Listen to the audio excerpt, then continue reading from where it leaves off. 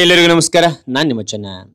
ಈ ಒಂದು ವಿಡಿಯೋದಲ್ಲಿ ಒನಕೆ ಓಬವ್ವ ಜಯಂತಿಯ ಮನಸ್ಸು ಗೆಲ್ಲುವ ಕನ್ನಡ ಭಾಷಣ ನೋಡ್ತಾ ಇದೀವಿ. ಹಾಗೆ ಒಂದು ಭಾಷಣ ಅಂತ ನಿಮಗೆ ಇಷ್ಟವಾಯ್ತಾ?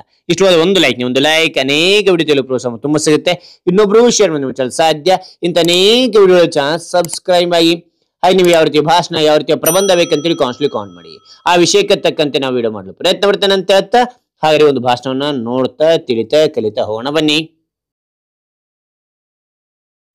ಈ ಸುಂದರ ವೇದಿಕೆಯ ಮೇಲೆ ಆಸೀನರಾಗಿರುವ ಅತಿಥಿ ಮಹೋದಯರೇ, ಮುಖ್ಯೋಪಾಧ್ಯಾಯರೇ, ಶಿಕ್ಷಕರೇ, ಪೋಷಕರೇ ಹಾಗೂ ನನ್ನ ಎಲ್ಲಾ ಸ್ನೇಹಿತರಿಗೂ ನಮಸ್ಕಾರ.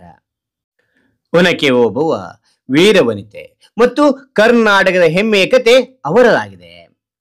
ಚಿತ್ರದುರ್ಗದ ಕೋಟೆಯನ್ನು ಹೈದರಾಲಿಯ ಆಕ್ರಮಣದಿಂದ ರಕ್ಷಿಸಲು ತನ್ನ ಪತಿ ಕಾವಲುಗಾರನಾಗಿರುವಾಗ ಓಬವ್ವ ಕಳ್ಳ ಕಿಂಡಿಯಿಂದ ನುಸುಳುತ್ತಿದ್ದ ಶತ್ರುಗಳನ್ನು ಏಕಾಂಗಿಯಾಗಿ ತನ್ನ ಒನಕೆಯಿಂದ ಹೊಡೆದು ಕೊಂದರು.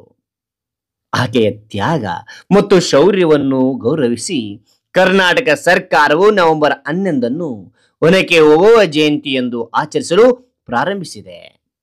ಇಂದು ನಾವು ಕರ್ನಾಟಕದ ಶೌರ್ಯ ಮತ್ತು ತ್ಯಾಗದ ಪ್ರತೀಕವಾದ ಒನಕೆ ಓಬವ್ವ ಅವರ ಬಗ್ಗೆ ಮಾತನಾಡಲು ಬಯಸುವೆ.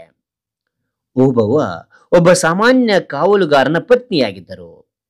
ತನ್ನ ದೇಶ ಪ್ರೇಮ ಮತ್ತು ಧೈರ್ಯದಿಂದ ಇತಿಹಾಸದಲ್ಲಿ ಶಾಶ್ವತವಾಗಿ ಸ್ಥಾನ ಪಡೆದಿದ್ದಾಳೆ.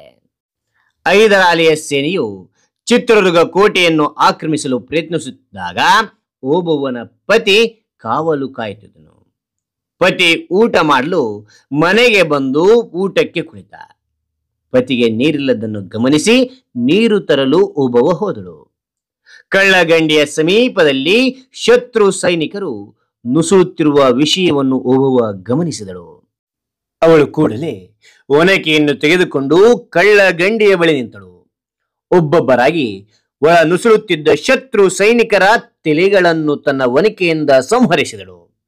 ಆಕೆಯ ಗಂಡ ಊಟದ ನಂತರ ಓಬವ್ವಳನ್ನು ಹುಡುಕುತ್ತಾ ಹೊರಟ. ಆ ಕಿಂಡಿ ಬಳಿ ಬಂದಾಗ ಶತ್ರು ಸೈನಿಕರ ಶವದ ರಾಶಿಯೇ ಬಿದ್ದಿತ್ತು. ಪತಿ ಆಶ್ಚರ್ಯಚಕಿತನಾದ. ನಂತರ ಕಹಳೆಯನ್ನು ಊದಿ ಕೋಟೆಯ ಸೈನಿಕರನ್ನು ಎಚ್ಚರಿಸಿದ.